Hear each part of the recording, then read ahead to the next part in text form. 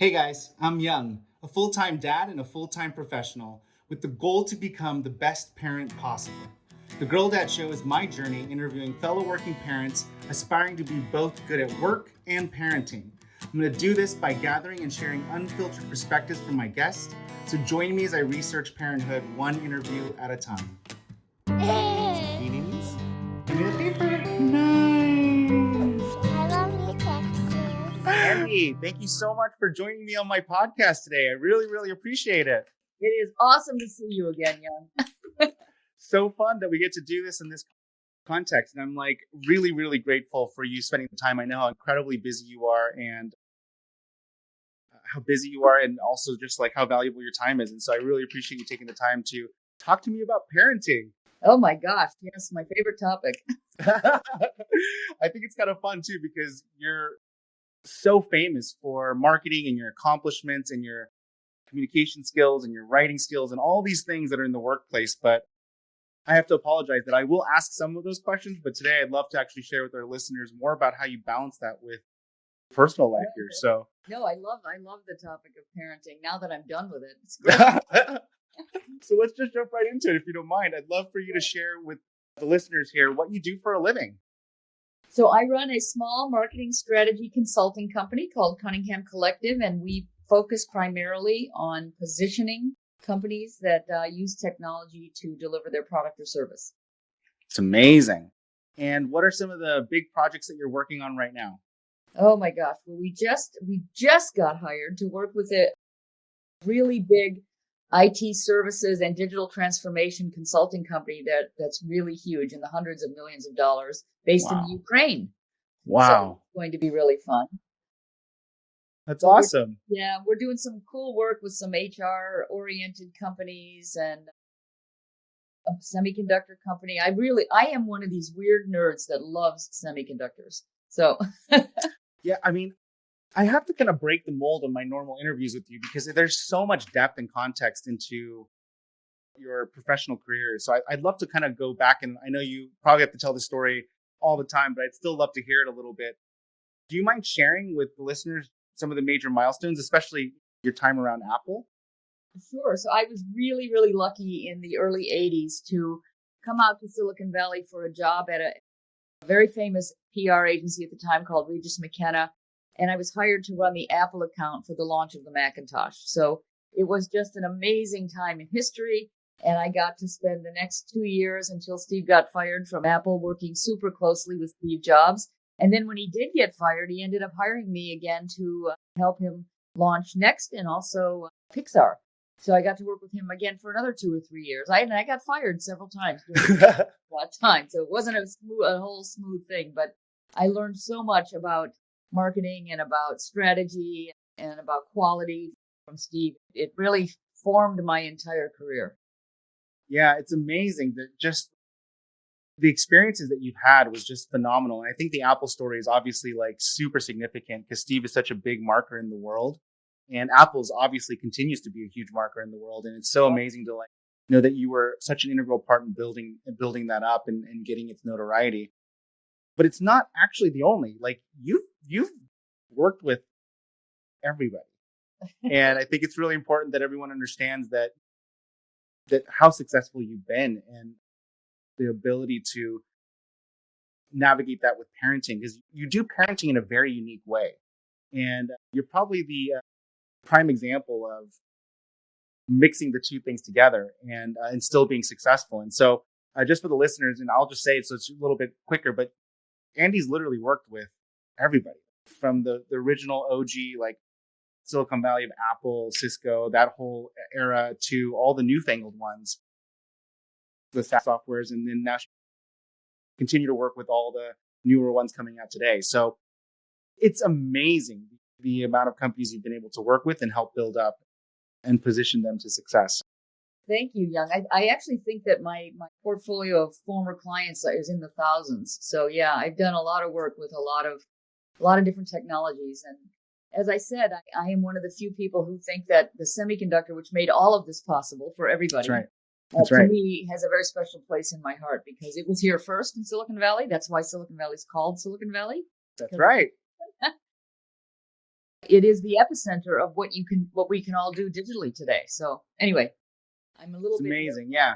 But I think it's important that everyone has context that like this is possible to also do it the way that you're doing, parenting, navigate a successful career, and also be a good parent, because that's what the whole podcast is for me, Andy. It's just me exploring how to be the best dad I can possibly be. And just like anything that you're trying to learn a new skill in, a good first step is to just research and just understand how other people are doing it. Right. And so for me, a big impetus for doing this podcast is research.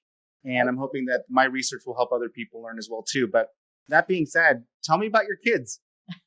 Well, this is also an unusual situation because you know my kids very well. That's right. But anyway, I have an almost 30-year-old daughter named McKinley and a 25-year-old son named Cormac. So I'm kind of over the worst of parenting. And now I'm in the best part of parenting. Yeah. What do you think that transition is? Well, what are you referencing? Are you talking about like having to like guide them to being their friend? Is that kind of what you're referencing? Or? Yes, exactly. You're responsible for their health and safety for a long time. And then they get to a point where they become responsible for their health and safety. And that's just a beautiful moment. And if you did a good job on your part of that bargain, then they typically will do a good job on their part of the bargain. So that's where I am. I'm on the other side of the health and safety responsibility curve. I love that. That's a really interesting way of breaking that down. I mean, it's a much more macro view of how I'm looking at it, but that's probably because I'm at the early stage. That's right. That's right. So I do have a question around your childhood, if you don't mind sharing, because I've noticed as I've become a new dad and a young dad, I'm like realizing that so much of my parenting ideology and values is coming from my parents. And so before we kind of talk about your parenting concepts, values, and style, like I'd love to hear about your childhood. How did you grow up? What were your parents like? I am the oldest of 3 children, and my childhood was really not that great. I tried to create a different situation for my kids, but I grew up in an alcoholic family. My father was an alcoholic, and my mother was a kind of a victim person, and it was very difficult. It was very difficult, and I wanted to get out as soon as I possibly could. I grew up outside of Chicago in a little suburb called Villa Park, but as I said, I wanted to get out as soon as I could. But I will say one amazing thing about my parents is they gave us, the 3 of us, the notion that you could be anything or do anything that you wanted to do in the world. And there was great potential and possibility always in front of me because of my parents, and I will always be grateful to them for that. But the road to get there was a little challenging given the internal dynamics of the family. But that idea that you could do anything and be anything was all given to me as a gift from them. Wow. Thank you for sharing that, Andy. And I didn't know that about you. And it's so far from what I just imagined you would say to that answer. And so thank you for sharing that. I appreciate it. You've literally done the most unique thing, in my opinion, as it relates to parenting.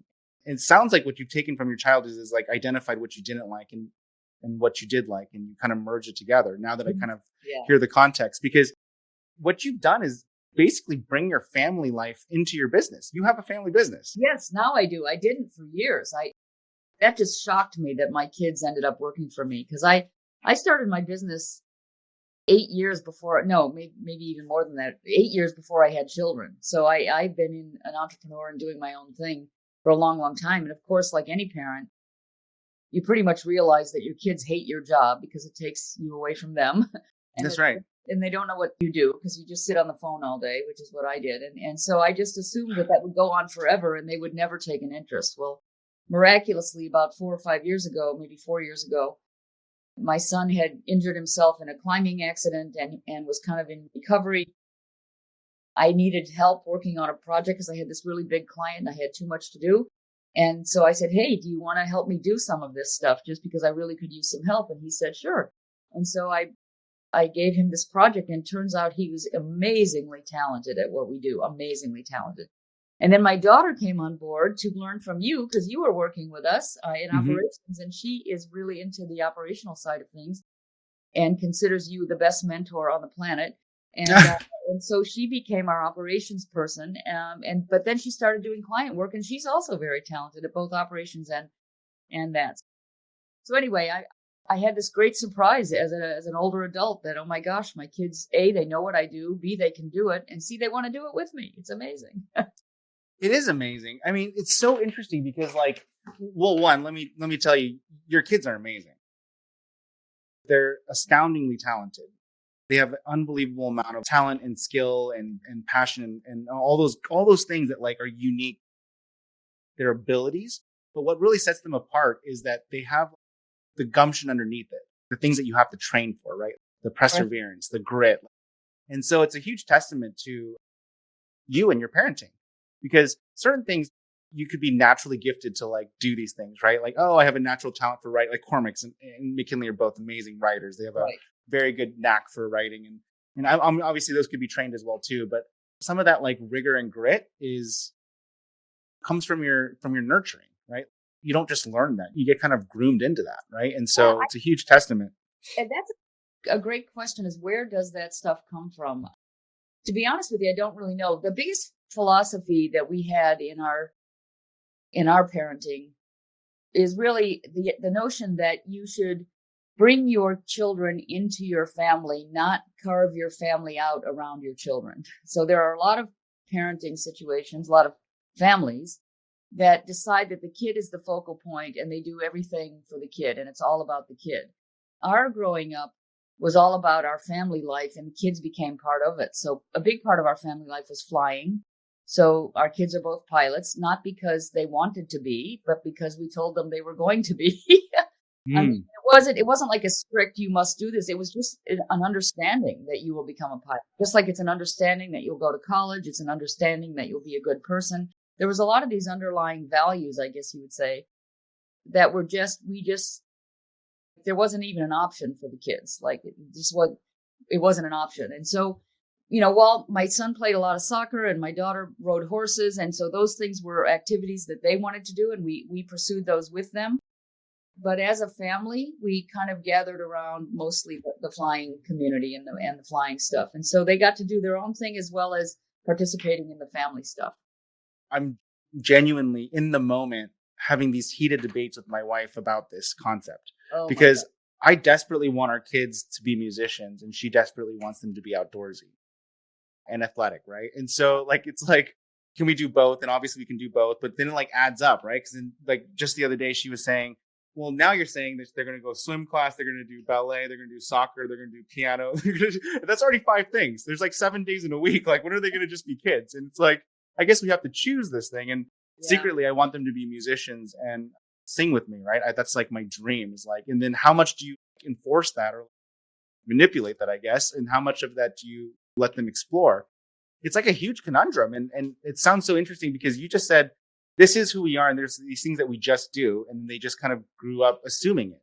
Yeah. And if you create that environment, then that kind of becomes the environment. And so now I'm like, not entirely sure what I'm taking away from this, but now I definitely want to make sure they play piano because that's just what we do. Well, I think that's true because they don't know. Little kids don't know what they want to do. Like one day they want to eat candy bars and the next day they want to play soccer and the next day they want to watch TV. I mean, they'll do a million things, right? They don't know what they want to do. So you kind of have to give them a structure and say, this is what every Tuesday night, this is what we're doing. And if it gets to the point where it's completely intolerable to you that you can't handle it, then that's a different story. But if you make it fun, I mean, making it fun is the whole thing. You know, this band that our family started, right? Yeah, I love it. During the pandemic, we started a band and Cormac happens to be a very talented musician. So that's awesome.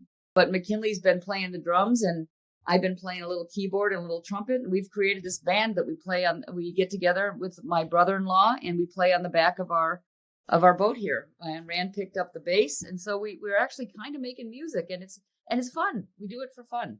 It's amazing. Yeah. I definitely look at you and your family as, as like a goalpost for me, right? Figured out a way to be successful in business and have a very successful career, an illustrious career with both money, fame, and accomplishments, all the trifecta of success, right? What we societally qualify as success. But you've also done it with your family intact. And you've always chosen to do that intentionally. And in a lot of, I didn't know that they didn't always work for you. I've always known you with them intact. So I've only seen them with you as part of the business. But it never really occurred to me to merge the two things. It's always been a contention of time. Do I spend time with my kids or do I spend time on growing my career? And it was always polarizing until I met you. And I'm not saying that I can do what you do, but I definitely appreciate the fact that it's a novel way of approaching this problem that a lot of parents face. Because I talk to other successful parents and societally successful at work, right? It's always this contention of like, where do I put my time? I have, 40 hours in a week, or I have like 80 hours in a week or whatever. And they have to divide it between, their family. That's what I did before you met us. That was the situation. I mean, my kids were adults before they came to work. I mean, serious adults before they came to work with me. Like they didn't grow up working with me. We didn't have them working in the office over the summer or any of that stuff. Yeah. But I think that the real secret for me anyway is that my husband Rand is amazing, and we made a decision early on in our kids growing up because he had a big career at a startup. Well, first he was not at a startup. He was at a very big company. He was a vice president of research and development, and then he got into a startup. So he was like working 1 million hours a week. I had my own startup. I was working 1 million hours a week, and we started to notice cracks in McKinley's behavior. And it was a big warning sign, right? Like big, not only just the behavior, but her emotional well-being was starting to crack. And so we did a whole bunch of things to figure out what was going on here. And really at the end of the day, what we figured out is that we were never with her. And it turns out kids need a parent, right? So we made a bunch of changes in our life, a bunch. Rand quit his whole career and stayed home with the children. We ended up, I stopped doing the international travel that I was doing.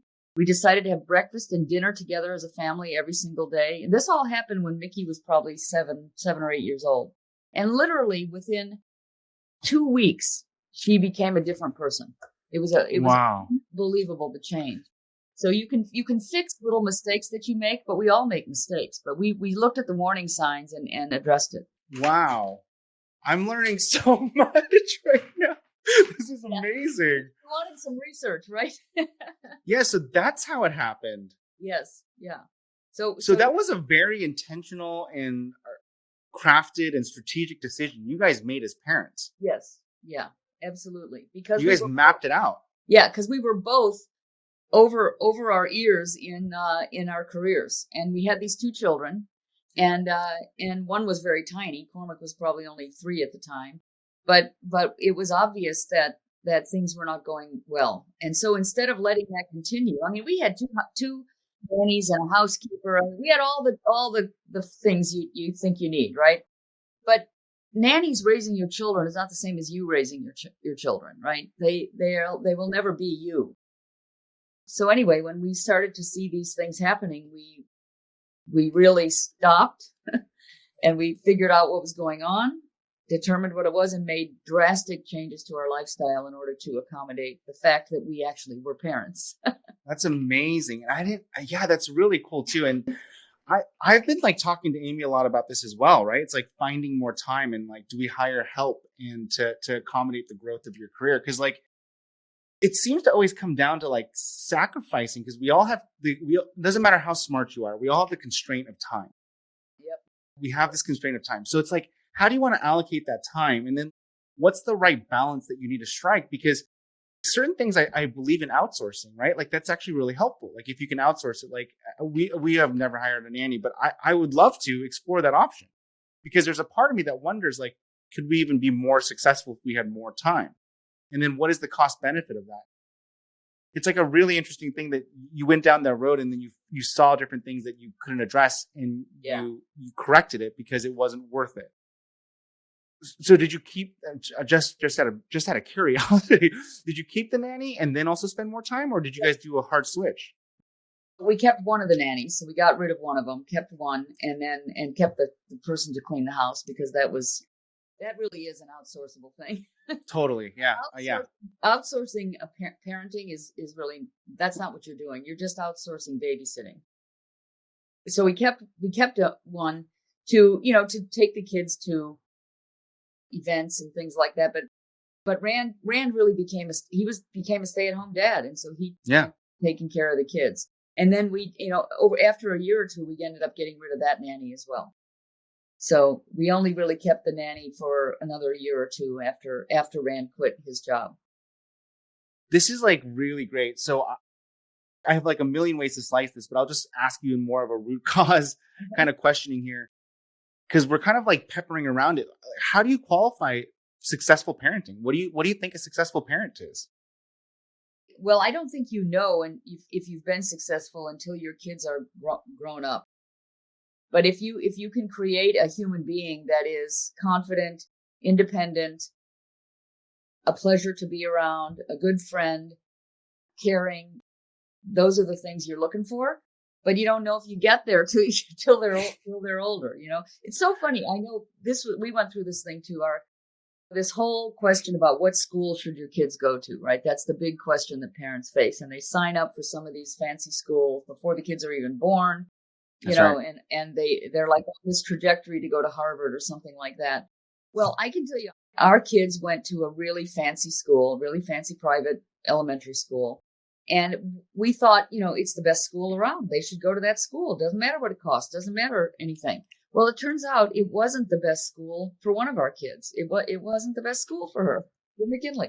It was a great school for Cormac, but not a great school for McKinley. And so, but you don't know this till they're out of it and done with it. Yeah. So it just takes time. It's like baking a very long cake. You know what you have till it comes out of the oven.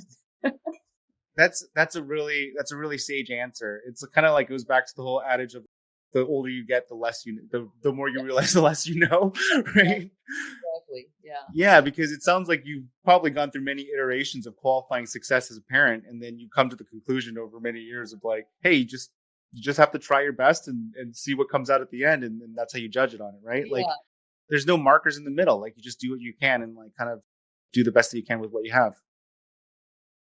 It's really all about being there for your kids, right? Being there for their emotional needs, their physical needs, their health and safety needs, and just being obvious to them that you're there. And I know you are there for your kids. You are more there than most dads are for their kids. Well, thanks for saying that. Yeah, I definitely try to do that, right? I try to be there for them as much as I can be, and try to like teach them the values that I want them to have. The problem I have is I also heard this, like I was listening to this podcast with Tim Grover on it. Have you ever heard of Tim Grover? No, I don't know. He wrote this book called Relentless, but he was like the coach for Michael Jordan and Kobe Bryant. Okay. Yeah, so some pretty high performance athletes, right? And he made this comment about one aspect of the podcast was about parenting. It was really interesting because he said, I told my kid, she said, what do you, she was emotional. She was upset. She said, I just want more time with you. And he said, most dads would have folded. They would have melted and folded and said, Right. yeah, I need to make some changes and like be there for them. But he said, what message am I sending to my kid by doing that? I want her to grow up knowing that I am going to win. I'm going to go achieve great things. And that's worth her knowing that I'm sacrificing this valuable time to go. And I'm like, oh my gosh, that's like, it sounds terrible. But then I'm like sitting there thinking about it all day long and just like marinating on this concept of like, it's just a choice. I actually don't judge him for making that decision. At first I had a lot of judgment, and then I'm like, maybe as I get older and wiser, I'll realize that I have less judgment. Because I'm like imagining my kids at 20 years old going like, oh, they didn't have the gumption to go sacrifice something to go do something bigger because I was always there. I don't know. And what do you think about this? Is this like a crazy concept? Because it sounds really extreme, but I can't like wrestle, like I can't like grapple and like figure out how to like put this in my mind. Well, I don't think it's such a digital thing, though. The issue is you can't be like a leech on your child's life so that you're always there for them. Like every time they trip and fall, you're right there behind them to catch them. Every time they need $1, you're right there to give it to them. That's not what I mean when I say being there for your kids. And there's an in-between state, right? Your kids have to know that you have to do things that are for you and for the health and safety of your family. You have to do things, but I don't think that, first of all, I don't think children understand the concept of success at all. I don't think they understand that till they're well into their 20s. They don't even know what that is. And success is many things, right? I mean, now that I'm 64 years old, and today success for me is the fact that I'm healthy and I have a happy family that is still intact. That's my success, right? Yeah. It's different. It's different at different ages. So very difficult to show a child success is, even with their grades and even with schoolwork, right? So they do something, let's say they get a B on it and they come home and you say, why wasn't that an A, right? Well, maybe to them that was as successful as it could have been, right? It's everything is a judgment call. I think it's very difficult to really be so granular about it and so digital about it. Oh man, I love it. You're like giving me permission to not stress out so much about the right mix and the right amount, right? I think it's also important for everyone to know that, like, I do know your kids, and I will tell you right now, both your kids are also very, very ambitious. So, I mean, Cormac's insanely ambitious, and so it's not that he doesn't know that. So even when you say like, "Hey, I was there for them," it's not like you didn't instill upon them this level of ambition and kind of like drive, because they're both very, very ambitious. The way that you raise your kids through the environment can lead to that level of ambition and understanding. And I think that there's this kind of like, for me, the struggle between like, what's the right amount of parenting versus teaching versus like environment creating. And I'm probably just worrying too much. That's probably what it is. I'm probably just sitting here like stressing out about something that they're probably not even thinking about, Sure, they're not thinking about it, but you do think about it because you're constantly questioning, did I do the right thing there? Did I not do the right thing? It's hard. It's difficult to know. But I think as you watch your kids make decisions, those are the clues, right? Those are the clues that you have as to whether or not you're doing well. What are the decisions? Well, who are the friends they're hanging around with, right? Yeah. And this is going to be an issue you're going to run into with your girls when they get older. They're going to make friends with people you don't like and you don't want them to be with. And friends are very, very, very influential to kids. So you want to do your best to navigate that in such a way that you're not forcing them not to spend time with those kids, with those friends, but that you are encouraging them to think more strategically about who the friends are that they're hanging around with. It needs to be their decision. That's a really good way to think about it. It's like goes back to the classic thing of like nature versus nurture, and it's all of that stuff. And maybe I just need to like kind of like relax on the expectations I have for myself on like how to be perfect for this situation and just kind of like lean into the fact that I'm there. But I wrestle with it because like there's things that I do that I know that are going to be really bad for my kids. Like, and I can't stop it. And I try myself so hard to stop it. When my kids want something, I just like want to give it to them. Yeah. And like Amy tells me all the time, she's like, I have like 3 kids. You're like another kid, like I'm like the only parent that actually creates boundaries and rules. And I'm not entirely sure if it's bad, but I'm pretty sure it's bad, right? Because there's like, some things that are going to be good from that, right? Knowing that they can always come to me, that I'll always listen, that I'll always be there for them or give them what they want or like help them at least try to get what they want or talk them through it or whatever that may be. But there's also bad things with that, right? Because there's like the boundaries, the perseverance, the other stuff that may come with that. And so I just got to like temper that with what I want out of this relationship. Yeah. And then to talk about what you said about the influence of your friends, my mom always said this. She always said this to me, and it didn't actually resonate with me until I was 40 years old, like literally last year. Because she always said she wasn't as nice and diplomatic as you were, or you're saying about this situation. She literally told me when she didn't like someone that I hung out with. And she told me explicitly why she didn't like them. Yeah. Well, and I did that too. Oh, you did that too? Okay. Yeah. Okay, good. Okay, cool. So, and now I realize that the reason behind it is that our human brains are wired to basically be the average of the sum. If you hang around with artists, you will start becoming an artist. Right. If you associate yourself and you continually associate yourself with business people, you'll become a business person. Yeah. Like our human brains are very resilient, I think is the right word, but like we have to adapt and malleable. Thank you. Malleable. That's who we are. Yes. And thank you, Andy. That's if your kid is hanging around with a bunch of, drug dealers, it's highly likely they're going to get involved in that industry, so to speak, right? That's right. Right? That's exactly it. Yeah. And so it's so funny because my mom has been saying that to me forever. Hang out with who you want to be like. Hang out with who you want to be like. And it's like, and I just like, you're absolutely right.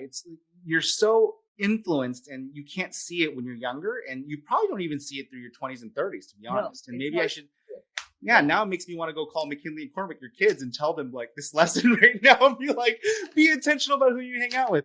Because if I can go back even in my 20s and 30s, it's still applicable, right? Because now in my 40s, I'm sitting here going, I got to be more intentional about like who I associate myself with, because there's so little time that I'm socializing with other people. Yep. Because all my time is work, kids, and now my time to spend with socializing is so small that it's even more important that I associate with people that I want to be like. Yeah, exactly.